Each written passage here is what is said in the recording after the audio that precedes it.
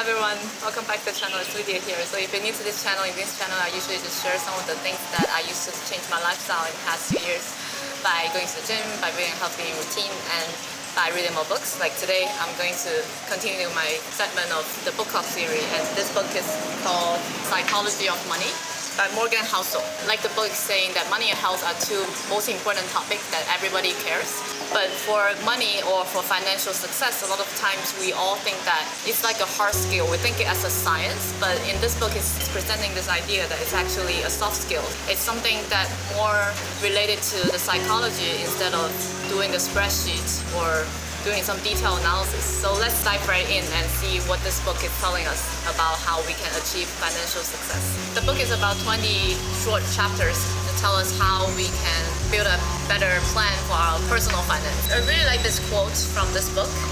The ability to do what you want, when you want, with who you want, for as long as you want, is priceless. It is the highest dividend money pays. This completely changed my perception about money, and there are a lot of points like this in this book. If I want to divide this book into two parts, the first part is to fix your mindset about money. The first point the book pointed out is whatever you think is right doesn't necessarily it's always correct. It only means that in your world, in your experience, it's correct. But if you apply to somewhere else, or if you're talking to somebody who is not from your culture, it might not be the same. And the second point is to know when it's enough. There's this famous study in 2010 by the famous economist Daniel Kahneman, the writer of Thinking Fast and Slow. He did this famous research.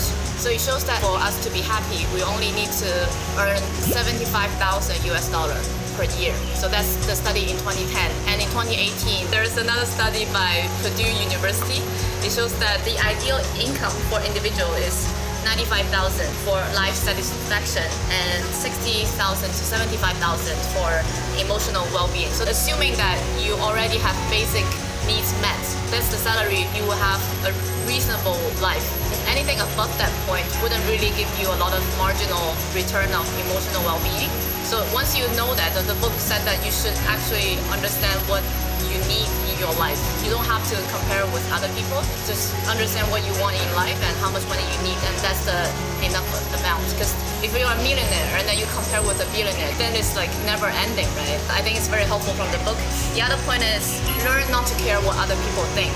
It's very difficult for us these days, especially when we're using social media so often. Nowadays, it's not only the people around you. We're competing with the people who we see in the internet, those celebrities' life. All of a sudden, we think that maybe if we can see those lives, we can have those lives as well. But it's actually not true. It is important to know what you want in life. What's the most important thing for you in your life, and not to care what other people think. The last but not the least point, and I think the most important point, is that wealth is not what other people can see. Wealth is not the same as rich. You can show people that you're rich, but if you spend so much money on a car, say for example, or on a watch, those money are already spent, which means you're not going to accumulate that wealth for your life. There's this quote in the book. I'm just gonna read it. Exercise is like being rich. You think, I did the work and I now research to treat myself to a big meal. Wealth is turning down the treat meal and actually burning net calories. It's hard and requires self-control. So I think that's why the author said that health and money are the two most important things in life. There are so many comparisons that you can draw in parallel when you're reading this book. It really requires you to understand how it works for you. First, understand what you need and what you want, and second, don't care of how other people think of you. And the third is understand what is really accumulating wealth for yourself. It's not showing other people how rich you are. You see all those like super rich people, they might not really showing off how much money they own, right? So that's the first part of the book. So the second part for the book, once you understand the mindset part, the second part is to build a system so that you can accumulate your wealth. The first and most important thing is to save money. That's what the author is saying. Like a lot of people, they don't really have this habit, especially if you're somebody who just graduated from school and just had your first job. You obviously are not thinking of saving money, right? Which makes perfect sense at that point in time when you're in your 20s, but when you look back in your 30s or 40s, you would want yourself to help yourself in your 20s to save more money. So after you save money, the other thing you should do is to do investment. according to your own risk tolerance and what kind of return you want to make. One important thing in investment is compound interest. This example in the book about Warren Buffett, as everybody knows that Warren Buffett is a very, very famous and successful investor.